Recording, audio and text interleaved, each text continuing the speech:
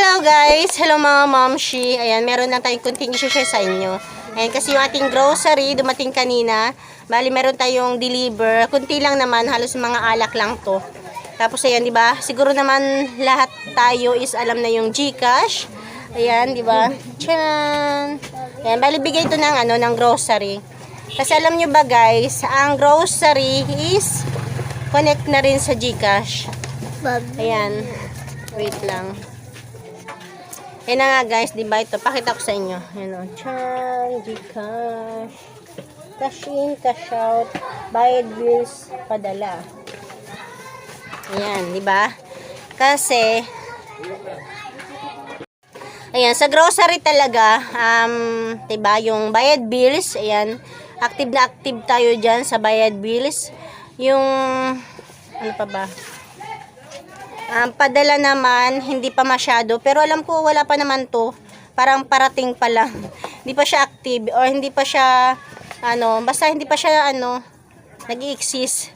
Ano pa nga lang, abangan pa nga lang daw. Tapos yung cash in, cash out, ayan, parang matagal ko na to nakikita sa grocery, sa apps nila. Na-try ko na nga to mag-cash in ng 100 pesos. Nag-try lang naman kasi ako. Pero alam nyo ba guys, magagamit nyo lang naman tong cash in, cash out sa GCash kung merong laman yung grocery coins nyo. Grow coins. Ayan, kasi kahit malaki yung pondo nyo sa ilista, hindi nyo rin magagamit yun. Kailangan mag-top up kayo sa yan na nga guys, yung GCash matagal na nag-i-exist sa sa grocery. Na-try ko na kasi yan isang beses kasi try ako ng mag-cash in gamit yung grocery.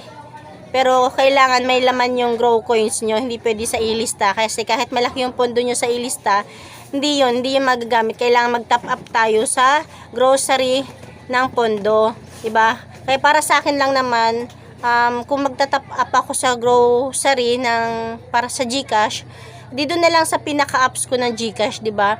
Kasi kung sa grocery ako magta-top up, hindi siya pang madalian, hindi siya pang emergencyhan kasi kung magta-top up ako, halimbawa na bigla ako naubusan, magta-top up ako, kung kailan pa yung pupunta yung ahente ko, 'di ba? Kailan pa pupunta yung ahente ko dito kasi may schedule lang naman sila. Hindi katulad doon sa pinaka-apps ng ating GCash, kahit saan pwede tayo mag-cash in, di ba? Samantalang sa grocery lang tayo magta-top up talaga.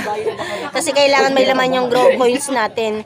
Kaya yun lang, para sa akin, mas ko yung pinaka-apps ko ng GCash. Kung magka-cash in lang naman ako, cash out sa grocery gamit ang GCash, doon ako sa pinaka-apps, diba? Pero okay lang din naman kung hindi naman madalian at gusto niyo lagyan ng pondo yung grow coins nyo, pwede. Kasi na-try ko na, nalaman ko na kasi yung kapatid ko sa YT, si Marce Pabillar, ay nag-top up siya gamit yung BDO. Pero yata parang ilang araw pa bago dumating sa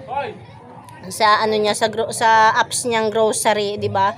Hindi katulad ng GCash natin sa pinaka-apps is 7-Eleven, kahit saan pwede tayong mag-cash in. 'Di ba? Yun lang naman, guys. Pero sa bills payment talaga, subok ko na yung grocery. Kasi yung ilista nagagamit ko. Sa ilista kasi ang nagagamit lang sa ilista yung grocery, may limit lang, tapos yung paglo-load, bayad bills, 'di ba? Pero yung cash in, cash out, hindi pwede yung ilista. Kailangan mag-top up tayo sa grow coins. Diba? Kasi doon sa FB page ng grocery, may nakita ko nagtatanong kung paano daw mag-cash in sa GCash gamit yung grocery. Yun nga, kailangan mag-top up tayo. Hindi pwedeng igamit yung ilista. Diba? Yun lang guys. Thank you for watching. Tsaka, siguro ipalagay ko din to kasi para pero yung padala, alam ko wala pa to. Yung padala. Bayad bills, okay na. Cash in, cash out, pwede rin naman, di ba? Nakalibre tayo sa tarpaulin ng GCash. Dahil kay grocery. Yun lang guys, thank you for watching.